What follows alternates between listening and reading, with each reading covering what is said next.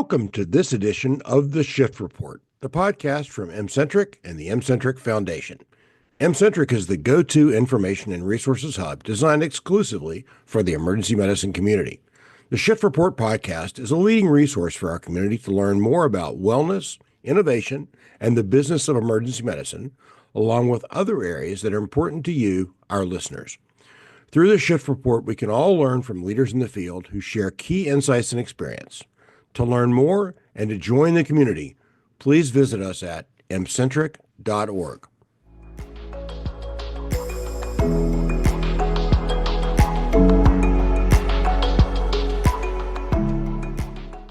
Today, we welcome Christina Shenvi. Dr. Shenvi lives and works in North Carolina. Christina is an academic emergency physician with a very busy professional and personal life. Like all of us, she has found there are only 24 hours in a day. She's dedicated herself to helping all of us manage our lives and our schedules through her work at the local level at the University of North Carolina, and now more broadly at her organization, Time for Your Life. Welcome, Christina.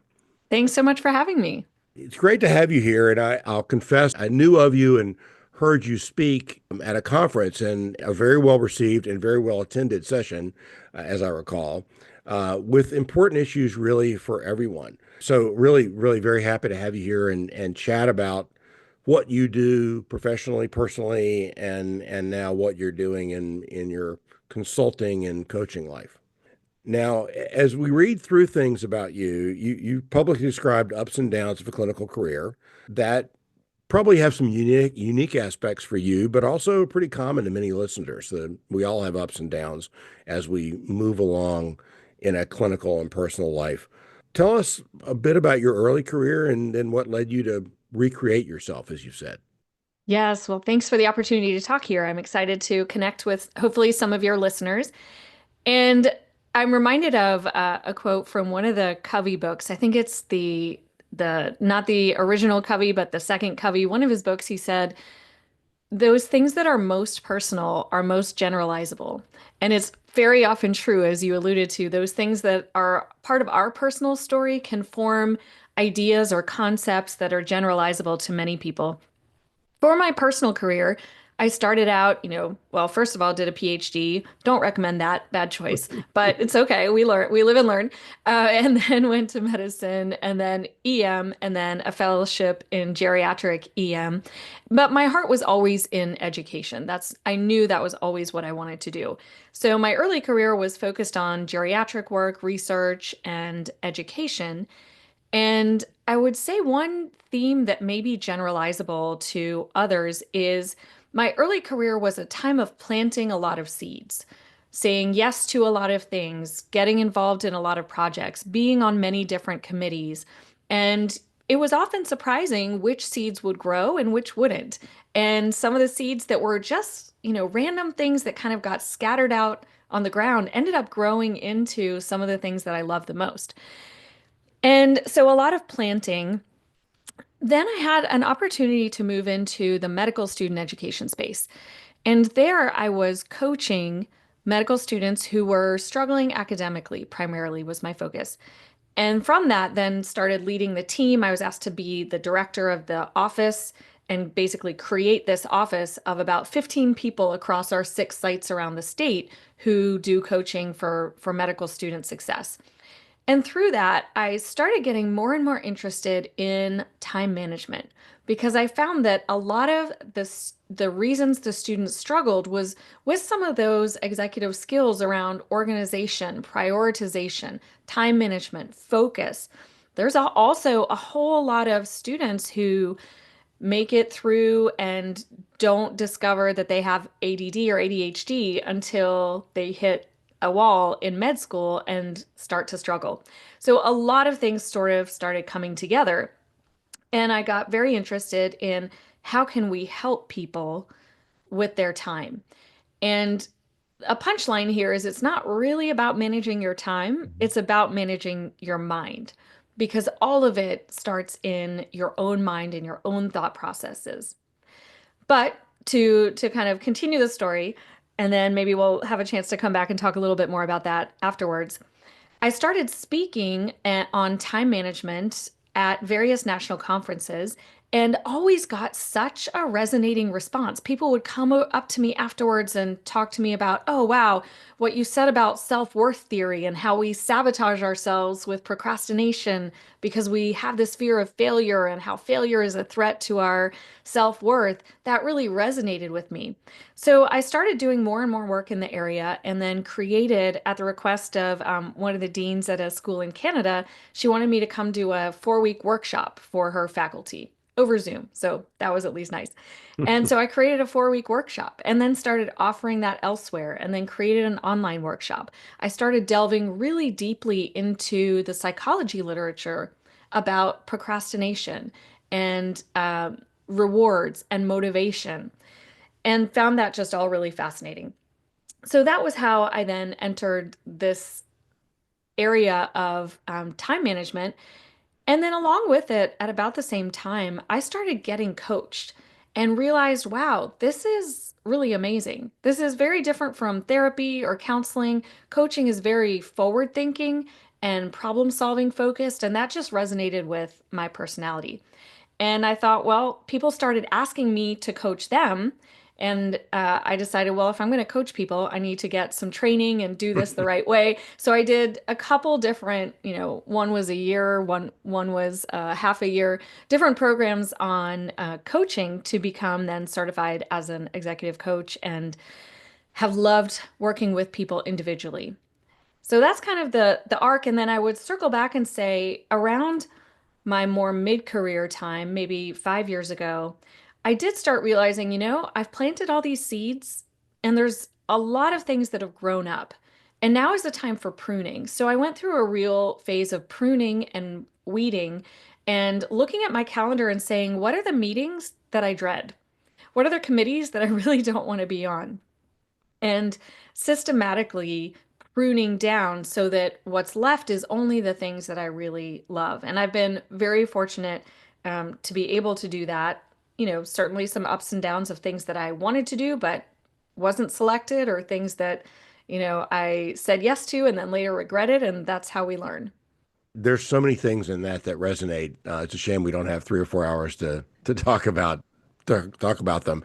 A number of them, I think, will resonate for many listeners in many ways. One of them is planting seeds, and one of the pieces of advice that I give to people in my informal lowercase coaching, because I've not been trained, but giving advice is, explore new things, meet with new people, have coffee with somebody about a strange idea that may not make sense at first, but may make sense later. But then importantly, you talk about taking those seeds, letting them grow, but then doing a bit of pruning and prioritizing things over time. And I'd love to hear a bit more about how you do that and how you advise people to do that, to accept new challenges and think of new things, but then figure out what really fits and prioritize things. Yeah. How it kind of went in my life was just getting too full. And I can tell you my story and then I'll tell you kind of how I coach people on it. For my own life, I really see my work as a portfolio. I think for many of us, some people want to just like they want to work their shifts. They work their full-time equivalent FTE shifts and that's it. That's what they do. And that's their whole career. And that's great. Hmm. For many of us, though, I think of my work more as a portfolio. So I've got, 20% shifts, 20% faculty development, 40% medical student education leadership, and 20% outside geriatric work, and then, 5 to 10% other extra stuff that I do on the side. So it adds up to 110. Yes, it does. But but so for me, I've got this portfolio of activities, and I was looking and just realizing I was spread too thin. So looked at what are the core things that I really want. And a way that I coach people on this and that I also use myself actively is the concept of ikigai, which you may have come across, but it's a Japanese concept of, if you think of a Venn diagram of the overlap of what you're good at, what you love, what the world needs or, broadly has an impact, and ideally what you can be paid for. So I wrote down all the things that I was doing and then drew lines to, where are they on that Venn diagram. And so things that are, maybe the world needs, that could be broadly categorized as, hospital committees. I was Hmm. on a hospital committee that the world needs, but I wasn't particularly good at it. I didn't love it, and I certainly wasn't being paid for it. And so that was one for me that unless it's very strategic, I'm going to try to divest that part of my portfolio and either, graciously pass it on to someone else or just let my term expire. So that then other things that are, really aligned with, I love them, I'm really good at them, I feel like I'm a fish in water, I lose track of time, I'm in this, existential flow state when I'm doing these things, then I can spend more time on those things. So one exercise that I have people do is first write out everything they're doing from, coaching little league to church or community activities to helping with admissions interviews, and then see where they map. And everything that you say yes to means you're saying no to something else. So by Hmm. saying yes to this thing, what are you saying no to? Often is our sleep or our exercise or our family time that goes first. So recognizing that if you're given a new opportunity, what are you going to be saying no to there? And that I find is a useful framework for people. It's sort of elegantly simple. I think of trying to prioritize the tasks you do and the things you do that may have meaning. And there are things that people do that maybe they don't get paid a lot for, but they mean a lot to them, and there's value in that. But there are people do neglect sleep and exercise and family, and I think as I've talked with others on our podcast, that creates stresses in life that then force people to make choices that maybe they would make different choices if they had an organized method of doing it as you've outlined. Now, you turned this into this being a thought process, research, and work on time management into what you call Time for Your Life, which is an organization you've created that focuses on time management. We all have different ways of managing this, be it family or career or unexpected things that happen, both professionally and personally. What are the common elements you see when you talk with people, and some lessons we can all start with? Yes. So I worked with hundreds of primarily physicians, but also other high performing professionals through the workshops that I've run that are very, I run, small group, very intensive workshops. And some of the themes that I have seen are often just having too much on their plates and feeling like, oh, if I just had 30 hours in a day, then I could squeeze everything in. I could finally get everything done if I just had, an extra 6 hours in the day. Well, you're not going to get that. And so the too much on my plate problem is a big one. And I think it stems from good reasons. People love doing things. People are Mhm. passionate. People want to, get ahead. Or sometimes, some FOMO. If I say no to this, what if another door doesn't open ever? What if this Right. is the last opportunity? And sometimes it might be. We can't tell. So the too much on my plate problem is a big one, and it requires a couple things to really solve. One, you can use that Ikigai framework. That can be helpful. But deeper than that is overcoming a sense of learned helplessness and really taking ownership of what you're doing, which requires you to make some hard choices. And one thing that is helpful is to take an owner's, not a renter's mentality. If you're renting an apartment or a house, you're not like planting trees that are going to grow in 20 years. You're not, particularly caring about is the roof going to wear out soon. But if you're an owner, you are really taking care of things. You're keeping an eye on the maintenance and the prevention. So being an owner, not a renter of your time. And really that means owning the hard choices. So, for example, I worked with one just amazing physician who was, a division chief or chair. of his department, and he was working just insane hours and incredibly driven, incredibly hardworking. And when we drill down to, well, what's driving all this? It really comes down to, again, managing our minds. He had a lot of sense of, I don't fit in, I'm not good enough. And he had been, he had been an international grad, and people had literally told him that like, you're not good enough to be here. So he had then internalized that and worked so hard and was, killing himself, working 5 a.m. to late at night every day to prove that he was worth it, that he had enough worth. And so once we kind of explored that and were able to uncover it, he then took radical ownership. He was now the CEO of his life, not an employee in his life, and he made some really hard choices. He decided to step down from some things that he had previously been striving for in order to prove himself. And then that created the space to do other things that he cared about, or even just, not be working 16 hours a day. So it's not always that, but it's always something. Sometimes it's, well, I have to work hard to make enough money. Okay, well then you've got some hard choices about Mhm. either downsizing or lifestyle or working, more hours. Especially in EM, it's tough because hours and shifts equals dollars. There's a very one-to-one, if I pick up Mhm. one additional shift, I get these number of dollars. So there's a very clear correlation where there often isn't in other jobs as much.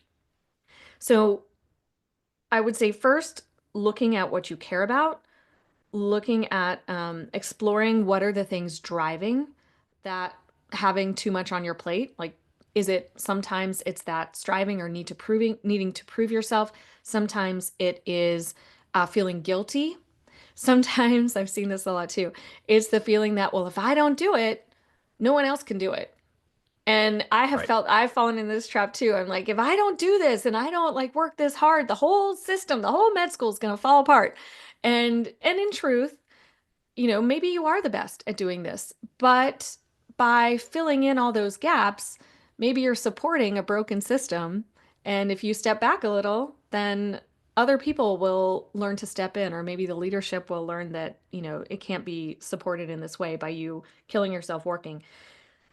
Um, so it requires some reflection and some honest diving into your own mind, some kind of lifting up the hood to see what's going on in there. Why am I overworking? Or why am I procrastinating? That's another one. Sometimes we procrastinate because of fear of failure. I've worked with a number of, especially medical students who they would say, yeah, I keep putting this thing off. And ultimately they realize, oh, it's because I'm worried I'm going to fail at it. And then Mhm. by putting it off, that becomes a self-fulfilling prophecy. And part of it is then they can protect their self-worth. If I fail, but I only worked on it at the last day before it was due, then mentally I'm telling myself, oh, well, I didn't really try. So if I failed, doesn't really mean I'm a failure. It just means I didn't try. So there's a lot of different kind of themes or phenotypes, I would say, of both the challenges that people have on the surface, like being overcommitted, being too busy, procrastinating, being disorganized. Those are kind of what manifests as the phenotype, as the surface level. But then underneath that, there's a lot of different categories of what people might be thinking and feeling that's then driving that behavior. So I always start with maintaining agency, being the CEO of your life, and then kind of taking a step up and looking down on it and saying, what's going on? What's going on the surface, and what's going on in my mind, more importantly, that is driving this behavior? Long list of very important lessons there. I think, a few things strike me. Being the CEO of your own life is an interesting concept. And you mentioned also managing your mind, which I think we don't do particularly well. We sort of look at things in very almost compartmentalized in managing your time and looking at a schedule and going, what am I going to do with that hour or that 30 minutes? But managing how your mind flows through that is difficult for others to do. Taking them a step back or up and looking at the overall picture is important. And then, the other point you made about taking an owner's mentality versus a renter's mentality is very practical, and I think resonates with lots of people.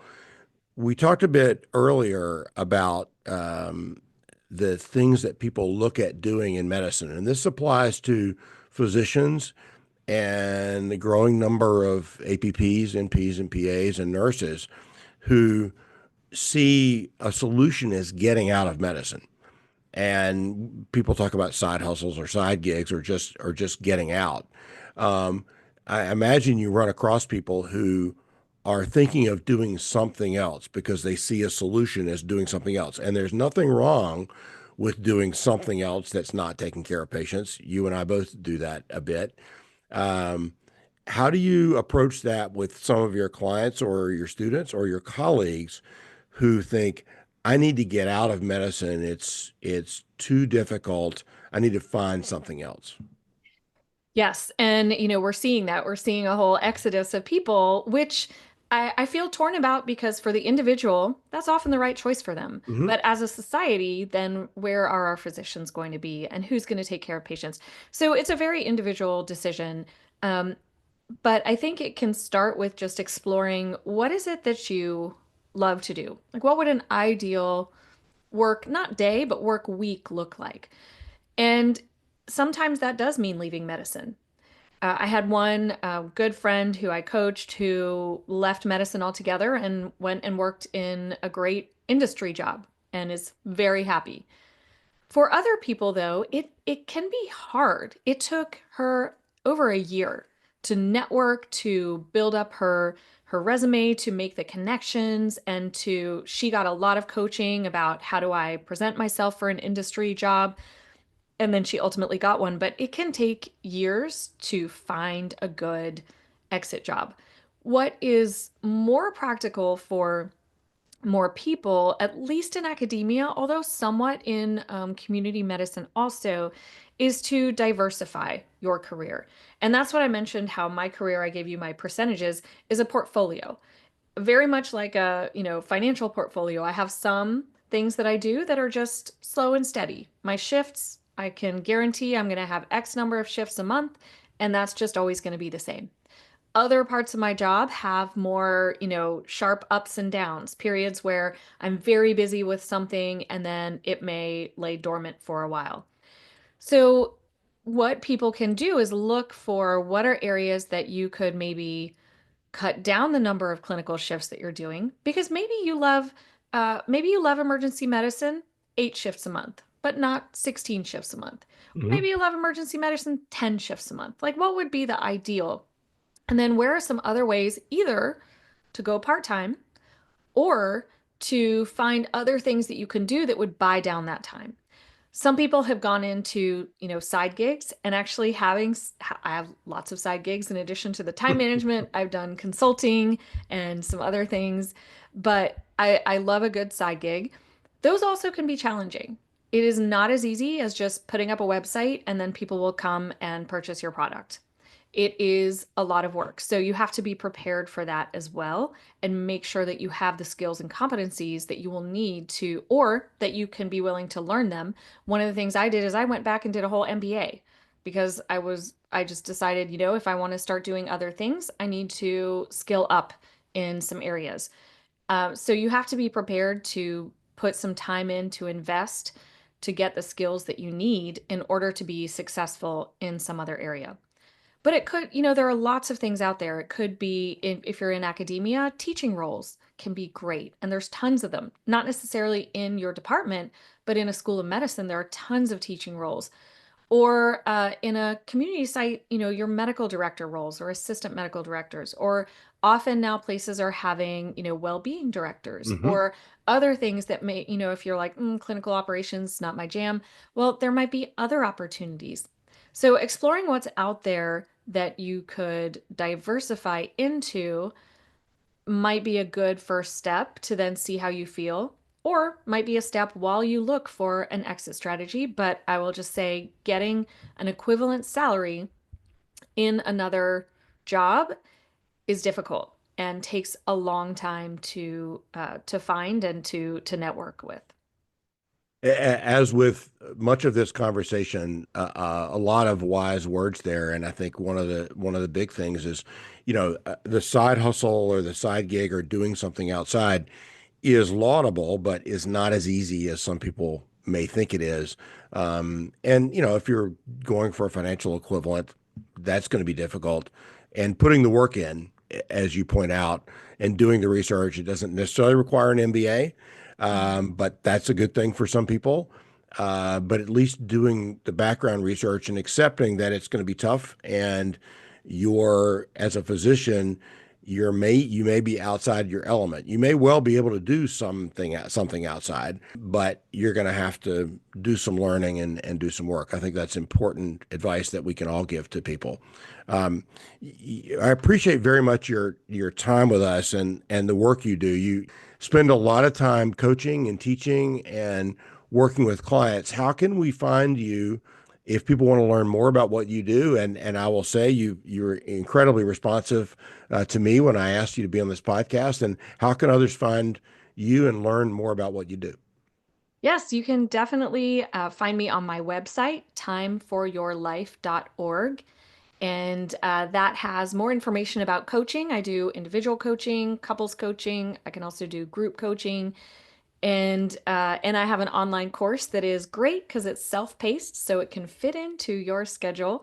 And that will go through, it's about 12 hours of material and also has CME if you're a physician. So that's a great option if you're like, these are some good ideas, but I want to go deeper with how to really think about them, what the evidence is behind them, and some practical applications. The online course at timeforyourlife.org is a great place to start.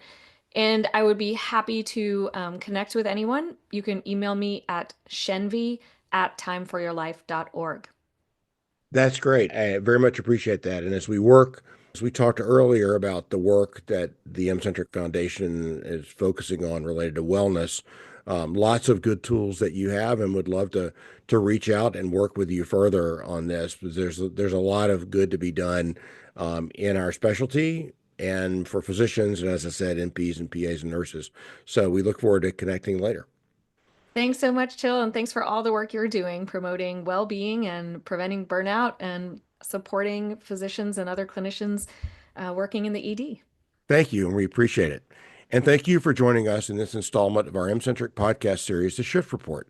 And special thanks to Dr. Christina Shenvi for sharing her important insights. For more content, networking, and innovation in the world of emergency medicine, please visit mcentric.org.